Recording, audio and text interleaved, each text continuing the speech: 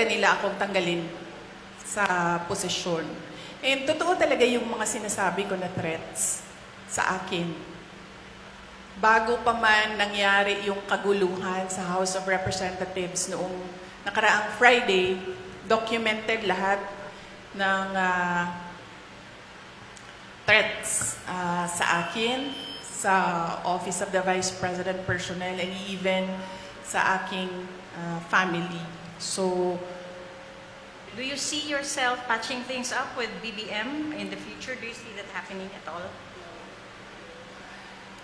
well, I believe, ma'am, that we reached the point of no return. I really believe that we have reached the point of no return. And it is clear, ma'am, na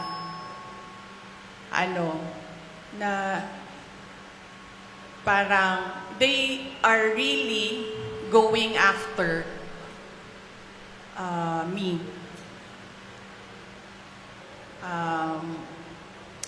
Gusto kasi mag-Vice President ni Martin Romualdez.